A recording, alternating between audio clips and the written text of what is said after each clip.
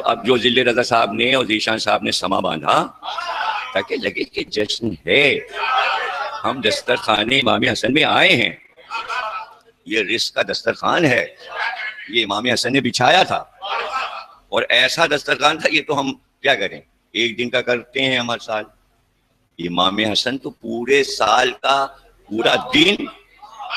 12 گھنٹے رات کے 12 گھنٹے دن کے، دسترخوان کبھی بڑھا ہی نہیں، بس ہر وقت تنور جلتے رہتے تھے، غلام روٹیاں لگاتے رہتے تھے، گوشت بھنتا رہتا تھا، ایک دسترخوان اٹھا دوسرا بچھا پھر اٹھا، اور باہر لوگ کھڑے ہیں، ایک کھا کے نکلا، ایک گول دوسرا آ کے بیٹھ گیا،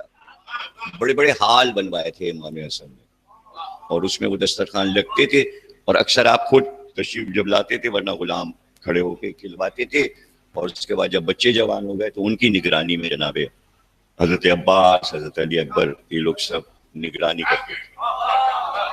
اور یہ نہیں سمجھیے کہ مطلب امام حسن اگر انتظام کر رہے ہیں کھانے کا اور روٹیاں پک رہی ہیں اور سالن بن رہا ہے،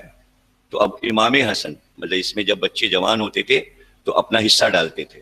تو حضرت علی اکبر نے الگ ایک مکان اسی سے متصل بنوایا، اور اس میں آپ نے اپنے نام سے کئی تنور لگوائے، اور وہ پورشن حضرت علی اکبر کا کہلاتا تھا وہ دستر خان امام حسن، مگر حضرت علی اکبر کے نام سے اس میں اضافہ ہوا، حضرت عباس نے اپنا اضافہ کیا، تو جیسے جیسے خاندان کے بچے بڑے ہوتے تھے اس دسترخوان کو سمٹوا نہیں رہتے، بڑھا رہے تھے، جب تک واقعہ کربلا نہیں ہوا یہ سارے بچے اپنے حصے کا دسترخوان بچھوا دیتے تھے، آگے بڑھ جاتا تھا، تو ہزاروں لوگ دن بھر کھاتے تھے، رات کو کھاتے تھے، تو یہ کیا تھا، یہ دراصل جناب سیدہ کی وصیت تھی، اور چونکہ آپ نے سورہ دہر میں جو روٹیاں دی تھیں اس کے بعد سے بچوں سے یہ وعدہ لیا تھا کہ بھائی ہم یہ چاہتے ہیں کہ جو کچھ ہم کو ملا ہے بابا کی طرف سے اور جو کچھ ماں کی طرف سے ملا ہے، کیونکہ ہماری ماں غریبوں کی مدد کرتی تھیں اور ان کا دسترخوان تھا، تو ہم نے بھی اپنی غربت میں اس کو آگے بڑھایا، تو جو باغات جناب سیدہ کے تھے، آپ کے پاس 7 باغ تھے، فدق باغ نہیں تھا، فدق پہ پوری جائیداد اور جاگیر تھی، وہ پوری اسٹیٹ تھی، اسٹیٹ یعنی ایک ملک تھا پورا، تو وہ پورا علاقہ خیبر کا علاقہ تھا، وہ پوری اسٹیٹ الگ تھی، تو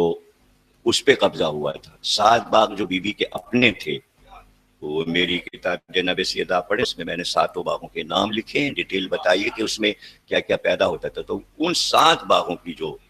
جائیداد تھی اس کا متولی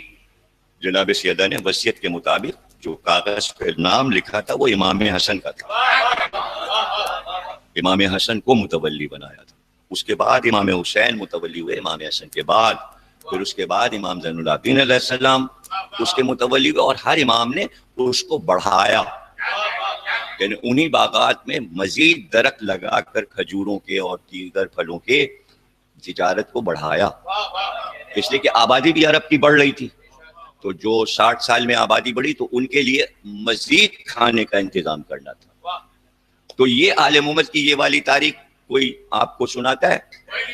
کوئی نہیں سناتا، کیوں نہیں سناتا؟ یہ کیوں نہیں سنائیں گے آپ کو پتہ ہے؟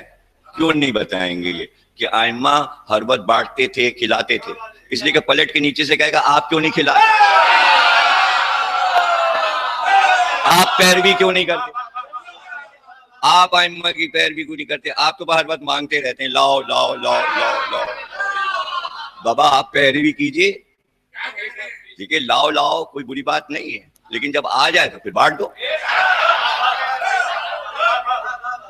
رکھنے سے کیا فائدہ، رہ گئی نسلیں اولاد کے لیے، اولاد خود کما لے گی،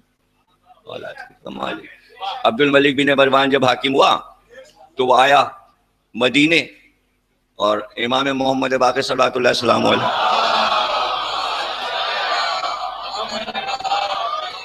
خدمت میں آیا اور کہا کہ دیکھیے میں تو اس ملک کا بادشاہ ہوں، اب آپ جو مانگیے میں آپ کو دے دوں، زمینیں چاہیے، باغات چاہیے، یا آپ نے کہا نہیں ہمارے پاس سب کچھ ہے ہمیں نہیں چاہیے، ابھی خود بادشاہ محتاج سے مانگے، اب یہ کیسے مانگے؟ تو اس نے عجیب بات کی, اس نے کہا اگر آپ کے پاس ہے تو کچھ چیزیں میں آپ کے بچوں کے نام لکھ دوں, کوئی زمینیں باغات آپ کے بچوں کے لیے. تو آپ نے کہا میں اپنے بچوں کو کاہل نہیں بنانا چاہتا, وہ جب بڑے ہوں گے اپنے قوت بازو سے خود سارا کام.